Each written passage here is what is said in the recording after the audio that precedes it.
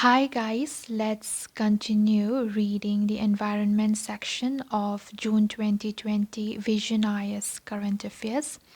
So let's come to the fifth topic, that is urban flooding. So why was this in the news? Recently, Ministry of Earth Sciences MOES in coordination with Municipal Corporation of Greater Mumbai developed an integrated flood warning system for Mumbai called IFLOWS Mumbai. IFLOWS Mumbai. More on the news.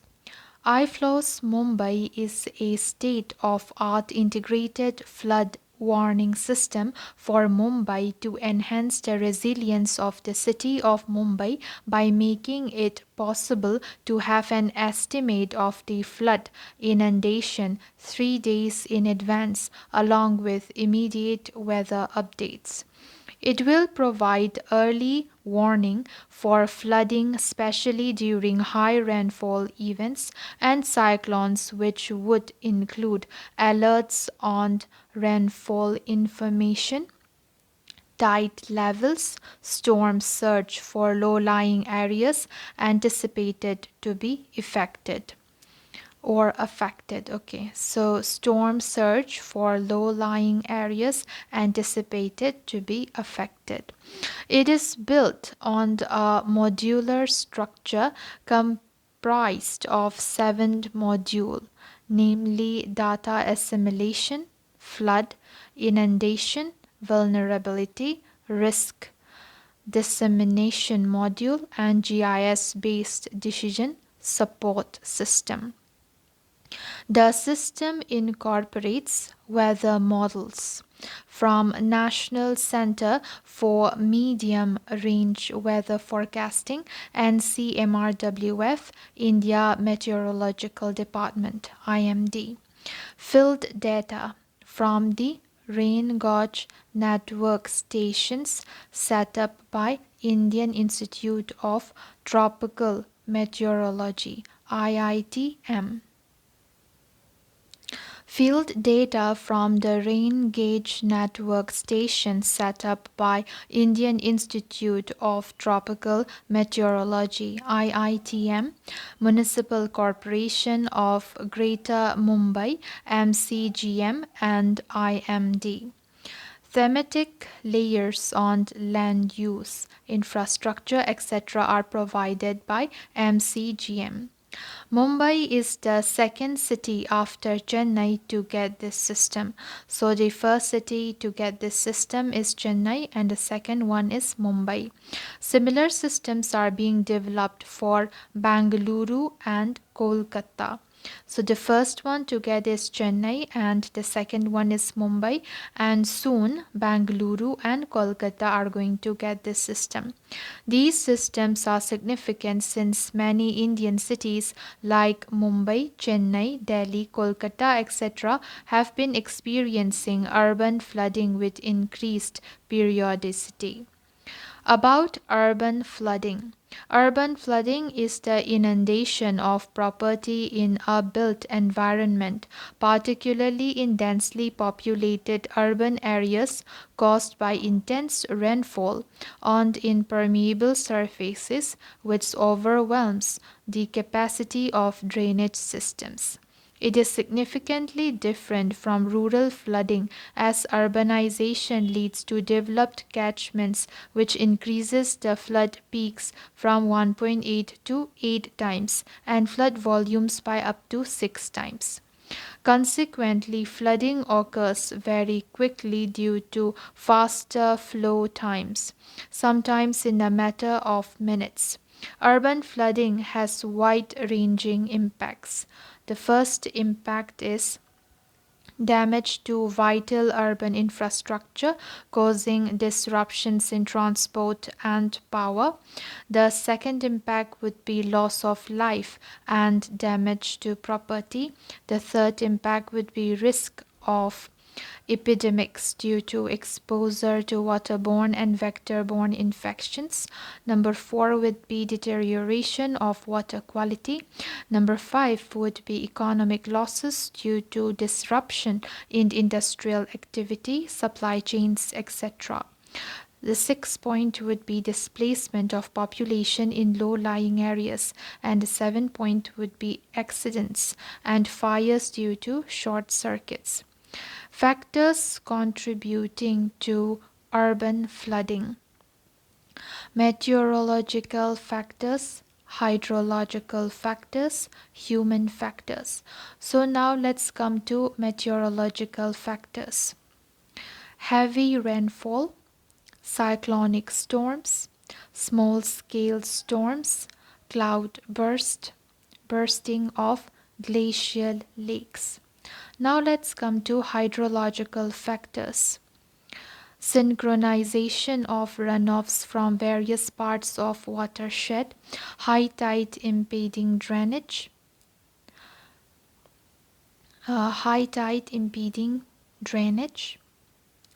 presence of impervious or impermeable cover, high soil moisture levels, low natural surface infiltration rate, absence of overbank flow channel network. Now let's come to human factors. The first one is land use changes. Example: surface sealing due to urbanization, deforestation, increased runoff and sedimentation. Encroachment of the floodplain and thereby obstructing flows. Then we have inefficiency or non-maintenance of flood management infrastructure. Climate change affects magnitude and frequency of precipitation and floods, and also causes extreme weather events. Changing urban microclimate due to urban heat island effect may enforce precipitation events. Sudden release of water from dams located upstream of cities or towns. Indiscriminate disposal of solid waste leading to blocked drainage systems. So these are the human factors. So what is the way forward? Integrated approach could be adopted for sustainable urban planning by empowering and educating urban local bodies in decision making and planning of flood mitigation infrastructure. Focus on increasing the resilience of communities and adaptive capacity of our infrastructure is needed. Urban design and planning should be water sensitive and take into consideration the topography, types of surfaces, pervious or impervious, natural drainage, etc. Vulnerability analysis and risk assessments should form part and parcel of city master plans. Disabling encroachment in sensitive zones through robust anti-encroachment laws and by providing adequate affordable housing can help reduce number of persons vulnerable to changing climate. Ndma guidelines on urban flooding. It designates Ministry of Urban Development as the nodal ministry for urban flooding. Among key provisions of the guidelines are early warning system and communication. Create a national hydrometeorological network for providing early warning in all urban centers. Developing local networks for real-time rainfall data collection with a local network cell in the IMD headquarters. Subdivide cities or towns on the basis of watersheds and develop a protocol for forecasting rainfall for urban areas on the basis of watershed. Now let's come to design and management of urban drainage system. The first one is a watershed-based and ward-based inventory of the existing storm water drainage system to be prepared. Second point is pre-monsoon. So pre-monsoon desilting. Okay, so the second point is pre-monsoon desilting of all major drains to be completed by March 31 each year. The third point is every building in an urban area must have rainwater harvesting as an integrated component.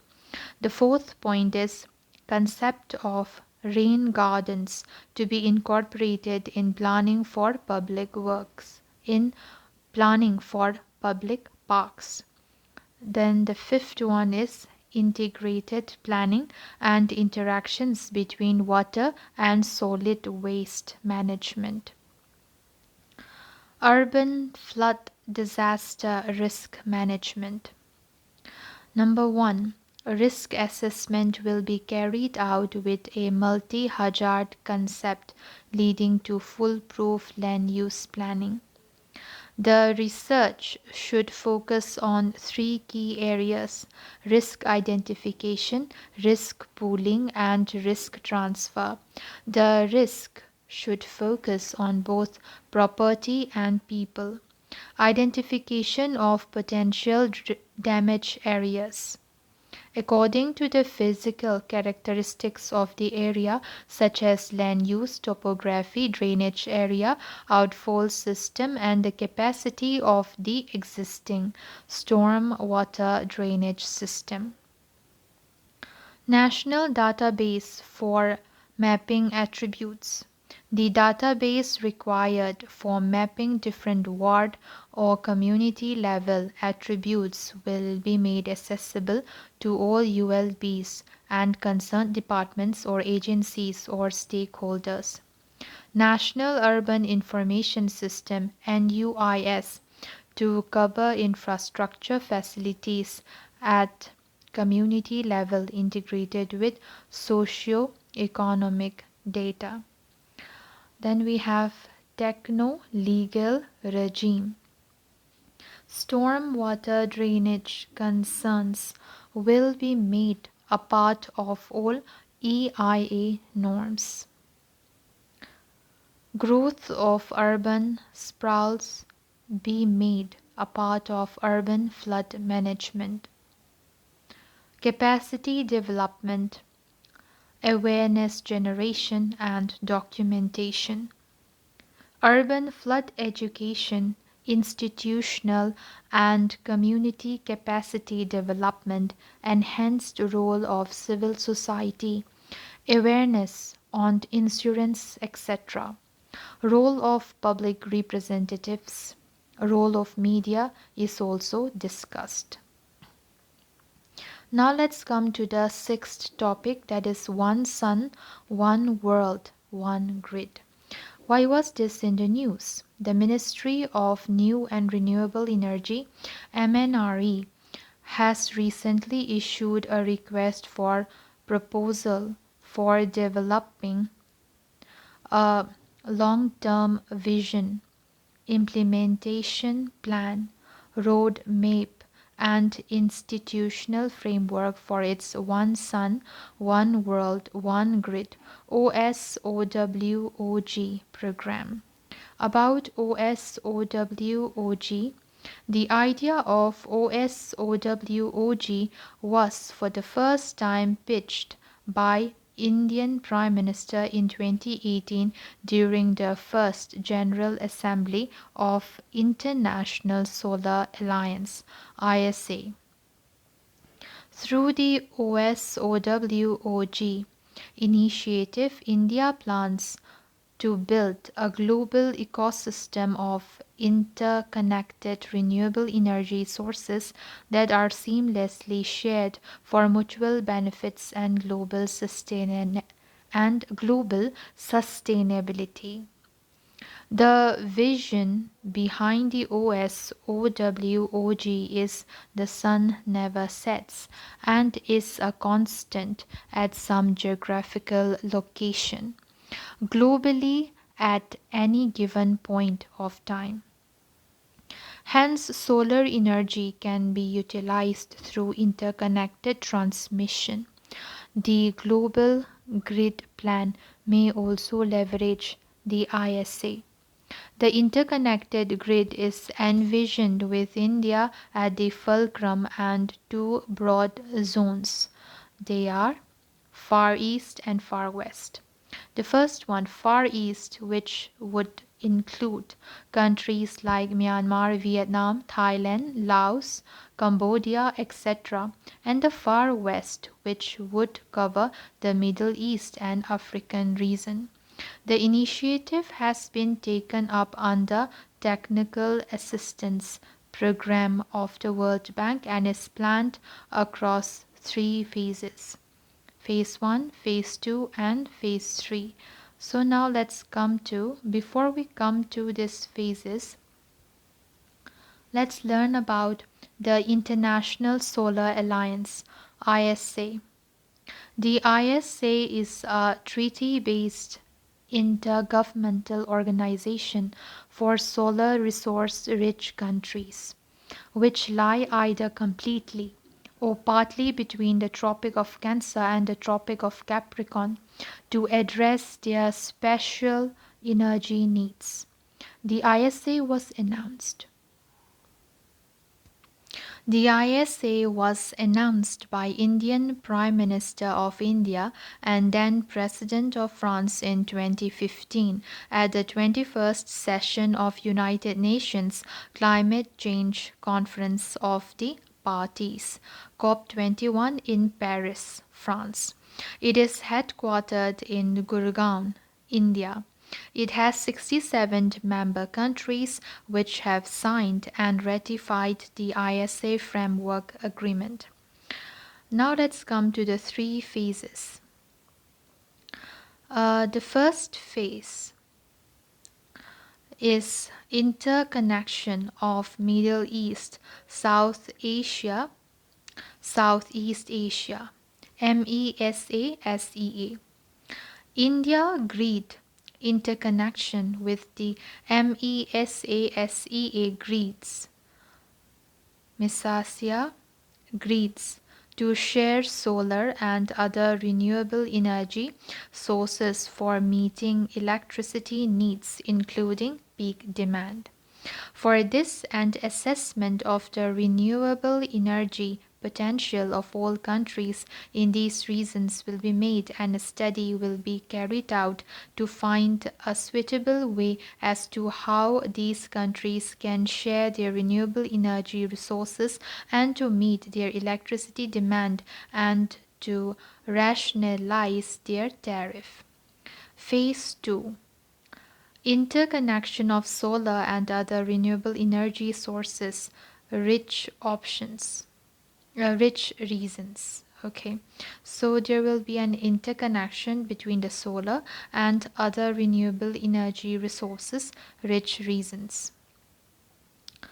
MESA-SEA grid getting interconnected with the African power pools to share solar and other renewable energy power of the countries located in solar and renewable energy rich areas. Phase 3, global interconnection to achieve the one sun, one world, one grid vision. Now let's come to its significance. It would be a creation of regional and international interconnected green grids. There are notable benefits associated with an interconnected grid. It can enable sharing of renewable energy across international borders, which would help all the participating entities in attracting investments in renewable energy sources as well as utilizing skills, technology, and finances. Expanding power systems across borders will allow developers and market participants to take advantage of economies of scale on both the supply and demand sides through reduced project cost, higher efficiencies, and increased asset utilization. Countries can benefit from comparative natural resource advantages. So, the countries can benefit from comparative natural resource advantages since excess power generated from renewable sources can be exported to other countries. Interconnection will help in electrification of areas that had previously lacked electricity and help achieve Sustainable Development Goal 7. Ensure access to affordable, reliable, sustainable, and modern energy. So it will help to achieve the Sustainable Development Goal number 7, that is, ensure access to affordable, reliable, sustainable, and modern energy. Environmental benefits. So the next significance would be environmental benefits.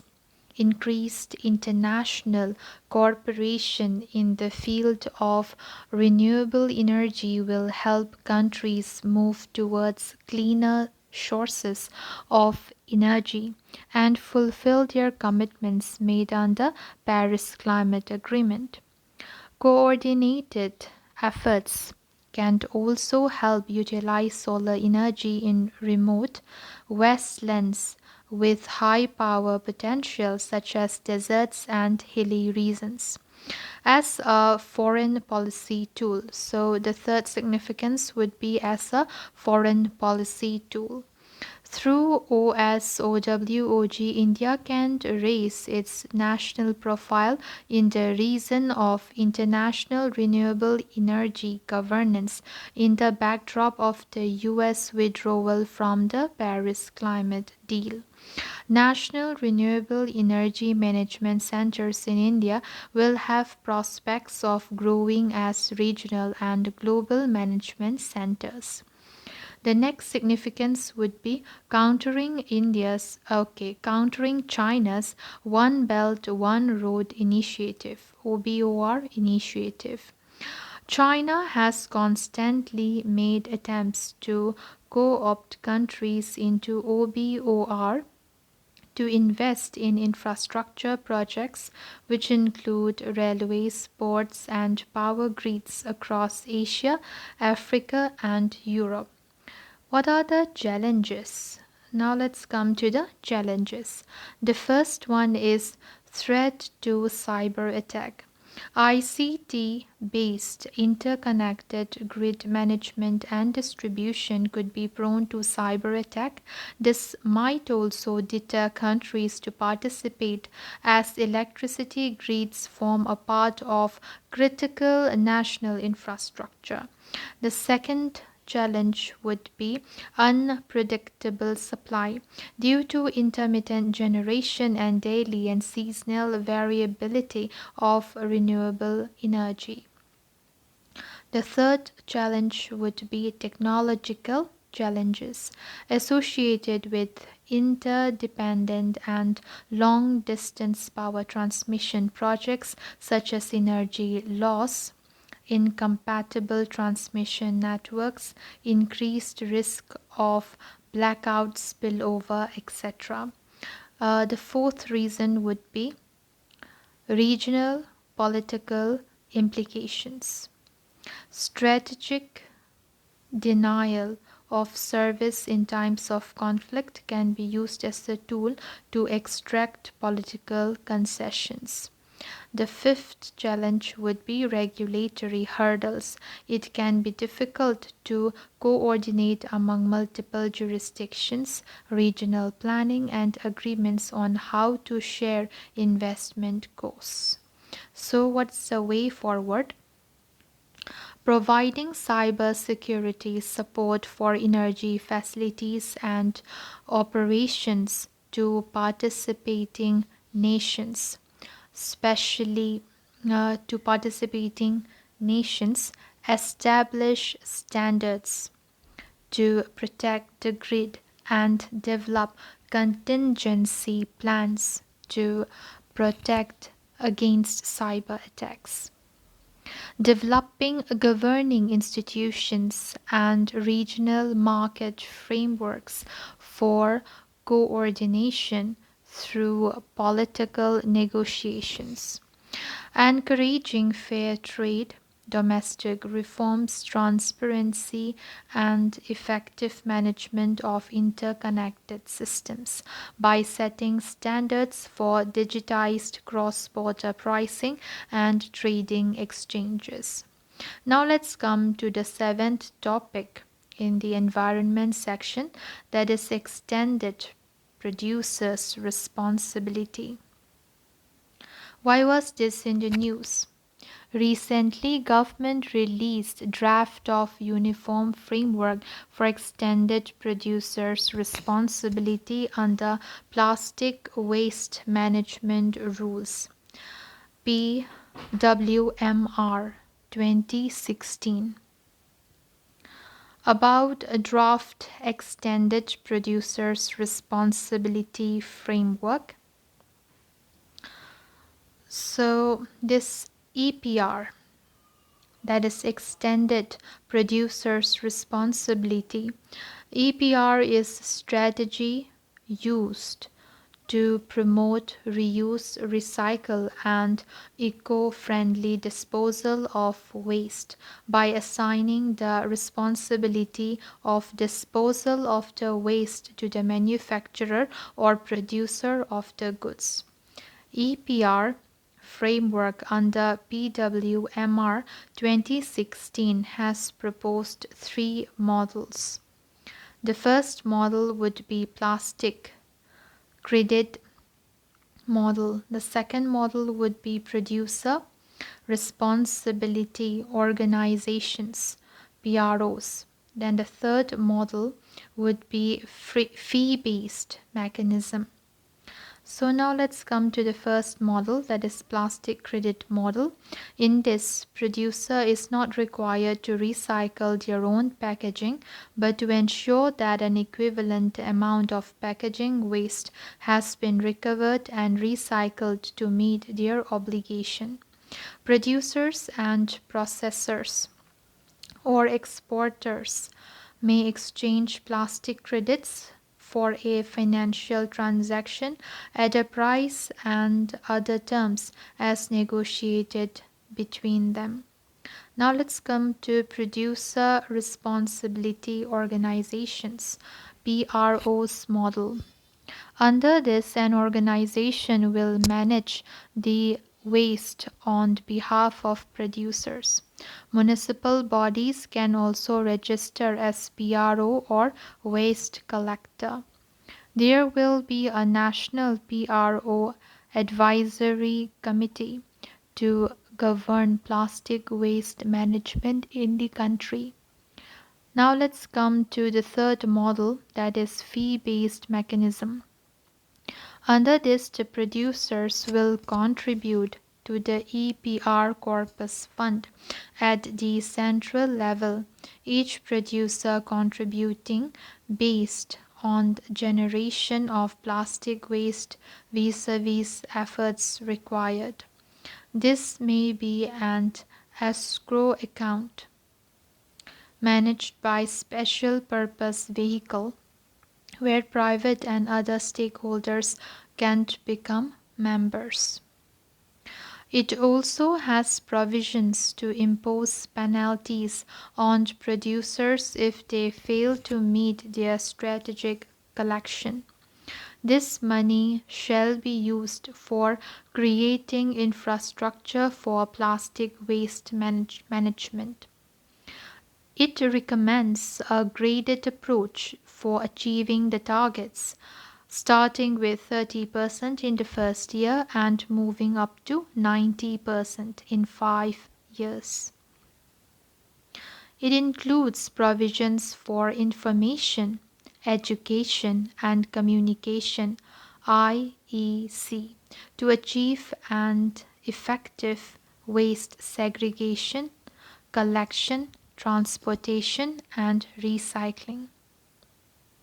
A single national registry will be created to enlist all stakeholders to improve monitoring and help bring transparency in plastic waste management system. The monitoring of the entire mechanism of the EPR will be the responsibility of the National Pollution Control Board (CPCB). Benefits of EPR framework. Now let's come to its benefits. Number 1. Due to closed-loop approach under EPR, waste generated is used to produce another product. This significantly leads to lower cost of production for the new product by using waste. Also, it helps to reduce the hazardous environmental impact of the waste generated. A 2017 report by CPCB pegs the amount of plastic waste generated in India at 25,940 tons per day. Since EPR has shifted the burden of waste disposal to these product manufacturers, it has driven the adoption of innovative production techniques. EPR policies will be instrumental in ensuring 3R principle: reduce, reuse, and recycle, hence facilitating a circular economy, extending life cycle of product. Now let's come to Plastic Waste Management Rules 2016, which was again amended in 2018. It defines minimum thickness of plastic carry bags, that is 50 microns. This would increase the cost and the tendency to provide free carry bags would come down. Responsibility of local bodies. Rural areas are brought under the rules since plastic has reached rural areas as well. The Gram Sabhas have been given responsibility of implementation. Extended Producer Responsibility (EPR). Producers and brand owners have been made responsible for collecting waste generated from their products. Producers are to keep a record of their vendors to whom they have supplied raw materials for manufacturing. This is to curb manufacturing of these products in unorganized sector. Responsibility of waste generator. All institutional generators of plastic waste shall segregate and store their waste as per solid waste management rules and hand over segregated waste to authorized waste disposal facilities. Responsibility of street vendors and retailers not to provide such carry bags or fine would be imposed. Only the registered shopkeepers on payment of a registration fee to local bodies would be allowed to give out plastic carry bags on charge. Promote the use of plastic for road construction or energy recovery. A central registration system for the registration of the producer or importer or owner. Phasing out of multi-layered plastic (MLP) that are non-recyclable or non-energy recoverable, or have no alternate use. So we need to phase out this multi-layered plastic. Concerns about EPR framework. Current framework of EPR put high regulatory costs and fines on companies for non-adherence to guidelines. There is a lack of formalized reverse logistics system. Hence, setting up a collection network could be extremely complex and expensive.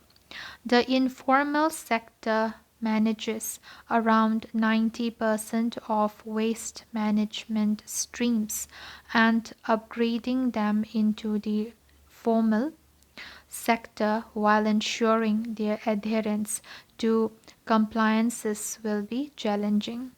Even after implementation of EPR framework, social awareness and responsibility are key concerns in successfully managing waste. Segregation of waste at source will be challenging due to lack of technological methods and involvement of unorganized and unaware manpower. So, what is the way forward? Adoption of circular economy, which aims to eliminate waste not just from recycling processes but throughout the life cycles of products and packaging. It minimize value and eliminate waste by improving the design of materials, products, and business models.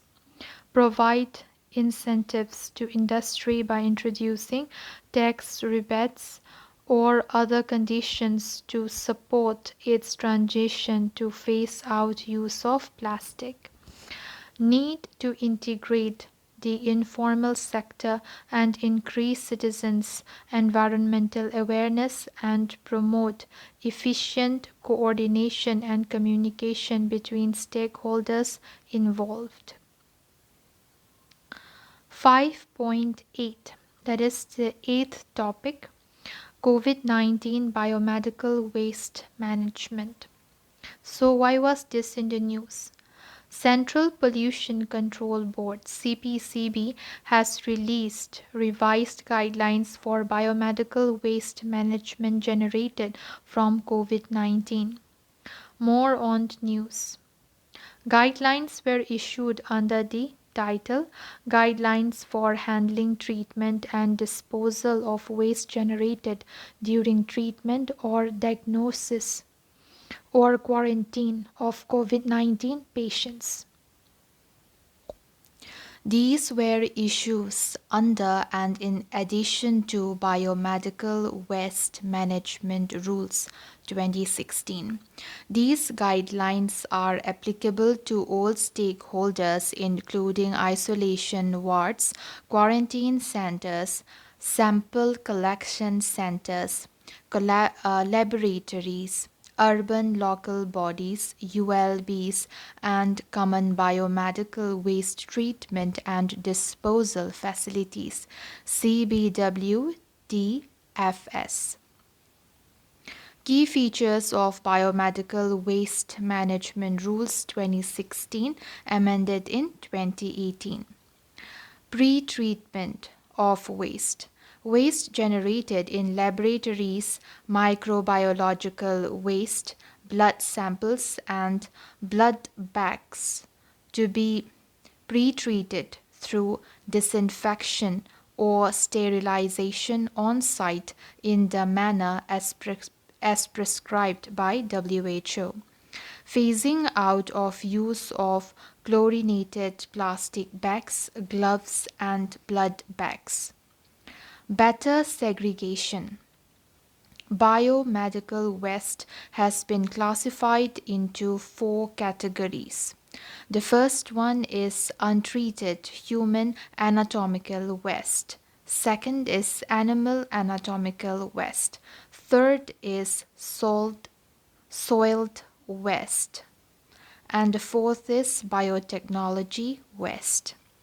Storage of waste. Provision within the premises for a safe, ventilated, and secured location for storage of segregated biomedical waste. Training and immunization. Regular training to all its healthcare workers and immunizing all health workers. Transportation and handling. Ensure that the biomedical waste collected from the occupier is transported, handled, stored, treated, and disposed without any adverse effect to the human health and the environment. Procedure of disposal.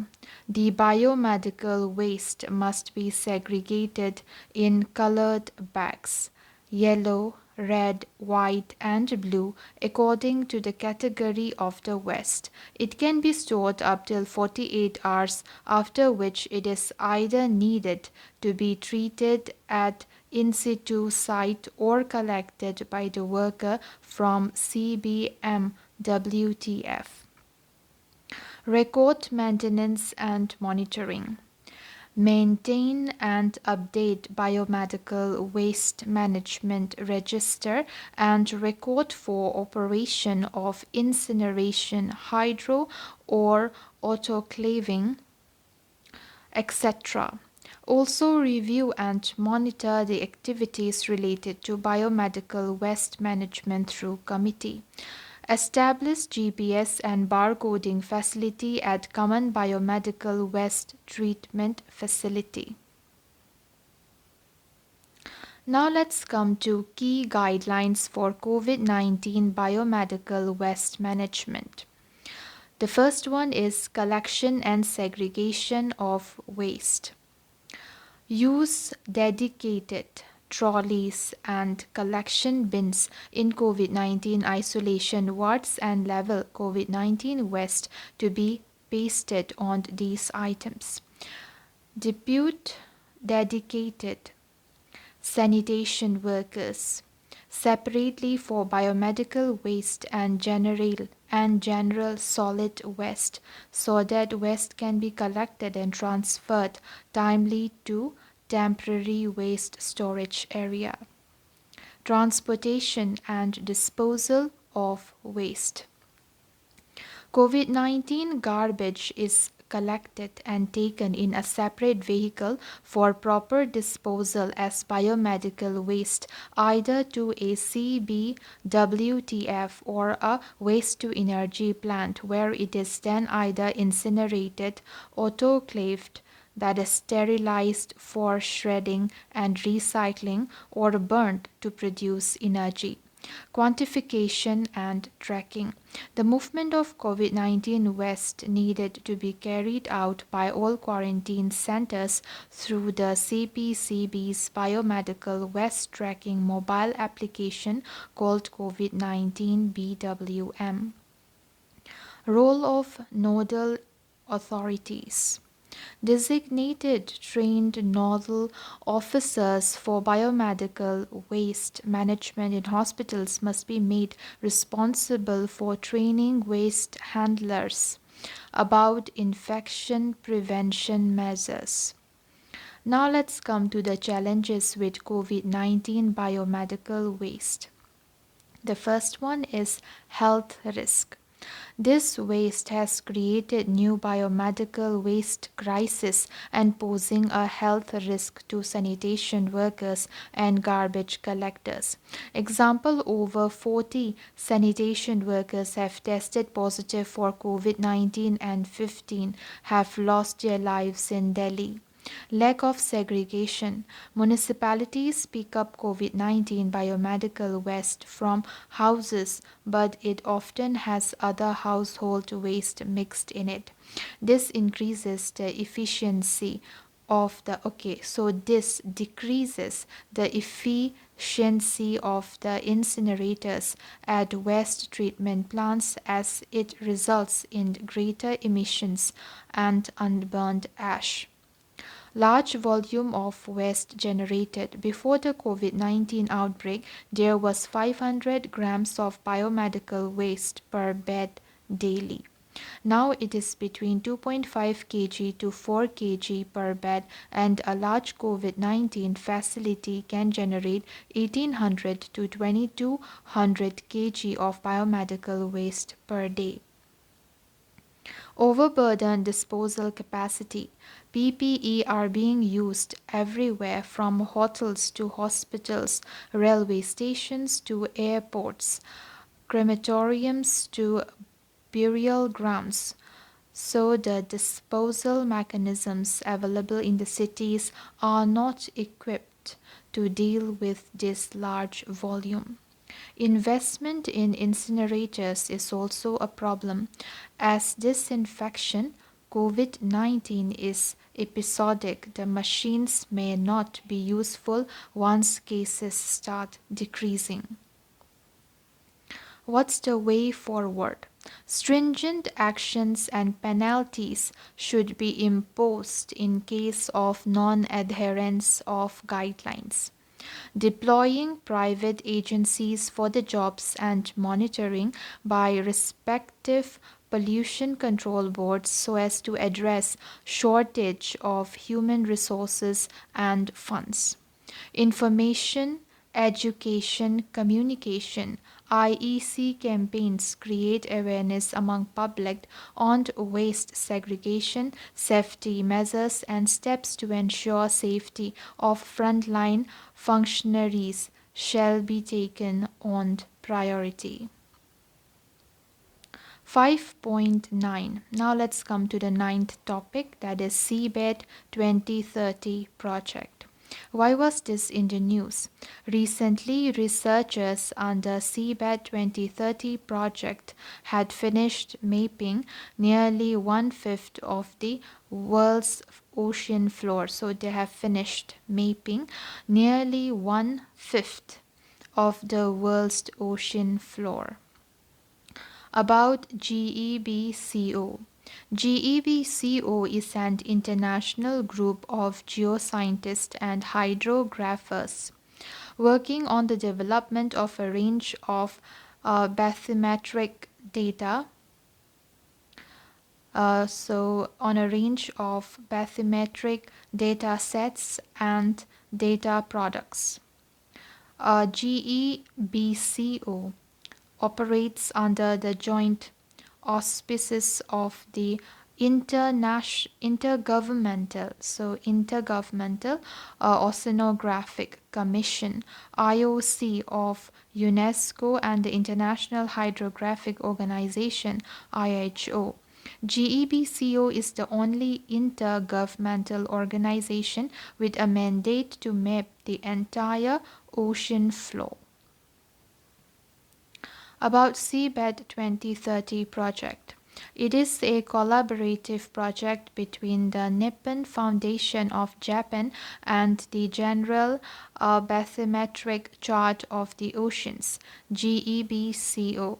It aims to bring together all available bathymetric data to produce the definitive map of the world ocean floor by 2030 and make it available to all. Bathymetry is the measurement of the shape and depth of the ocean floor. It was launched at United Nations Ocean Conference in 2017.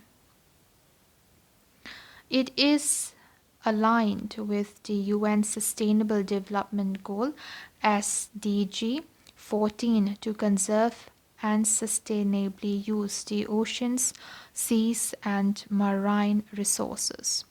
Seabed 2030 project comprises 4 regional centers and a global center in UK. What are the benefits of seafloor mapping?